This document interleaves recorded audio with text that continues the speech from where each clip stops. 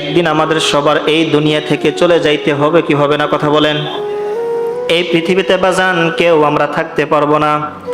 আল্লাহ পাক রব্বুল আলামিন কোরআনে কারীমের মধ্যে বলেন, কুল ইয়াতাওয়াফাকুম মালাকুল মাউতিল্লাযী উকিলা বিকুম সুম্মা ইলা রাব্বিকুম তুরজাউন।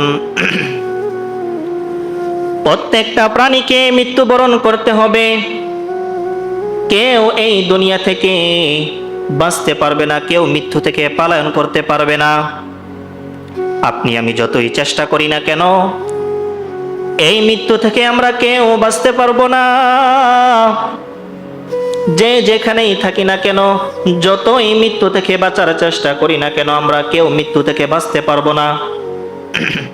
আল্লাহ পাক রব্বুল আলামিন কোরআনে কারীমের মধ্যে বলে,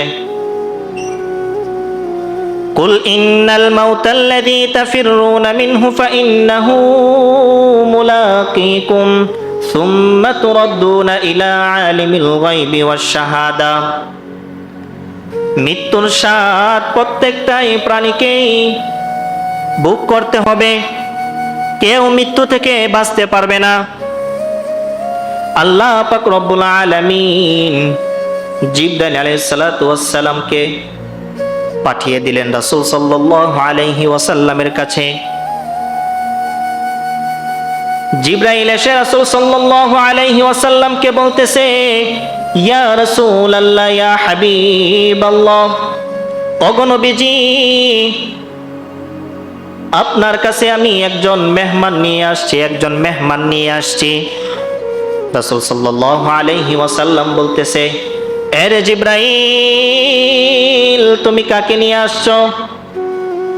জিবরাইল বলতেছে, ইয়া রাসূলুল্লাহ, আপনার কাছে আমি আজকে একা আসি নাই, আপনার কাছে আমি একজন নতুন মেহমান নিয়ে আসছি। বলতেছে, তুমি কাকে নিয়ে আসছো? জিবরাইল ডাক দিয়ে বলো, ওগো নবীজি, তিনি আর কেউ নয়, তিনি এমন একজন ফেরেশতা যার কাছে গেলে কারো কোনো অনুমতি লাগে না। কোন নবীদের কাছে যদি উনি যায়, কোন নবীদের কাছে যাওয়ার জন্য ওনার কোনো পারমিশন লাগে না। উনি এমন একজন ফেরেশতা, দুনিয়ার রাজা বাদশার ঘরে যদি উনি প্রবেশ করতে হয়, যার ঘরে উনি যান না কেন, কারো কাছ থেকে উনি পারমিশন নিতে হয় না। উনি যখন ইচ্ছা তখনই যাইতে পারে, শুধু মালিকের যদি হুকুম হয়ে যায়। তিনি আর কেউ নয়, তিনি হইতেছে মালাকুল মাউত। আল্লাহু আকবার। এরে মুসলমান ইমানদার, আল্লাহ পাক রব্বুল আলামিন জিবরাইলকে পাঠিয়ে দিলেন মালাকুল মাউতের সঙ্গে। মালাকুল মাউত যখন জিবরাইলকে নিয়ে যখন রাসূল সাল্লাল্লাহু আলাইহি ওয়াসাল্লামের কাছে যখন উপস্থিত হয়ে যায়, তখন জিবরাইল আলাইহিস সালাতু ওয়াস সালাম বলতেছে, ইয়া রাসূলুল্লাহ,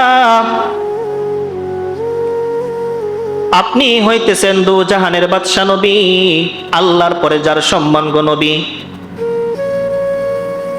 আল্লাহর পরে যার সম্মান, ওগো নবীজি, মালাকুল মাউত তাকে আমি সঙ্গে করে নিয়ে আসছি। এই জন্য আল্লাহ পাক রব্বুল আলামিন আমাকে বলে দিয়েছেন, আপনি যদি অনুমতি দেন তাহলে আপনার রূহটা মালাকুল মাউত নিয়ে যাবে। এই কথা শোনার পর রাসূল সাল্লাল্লাহু আলাইহি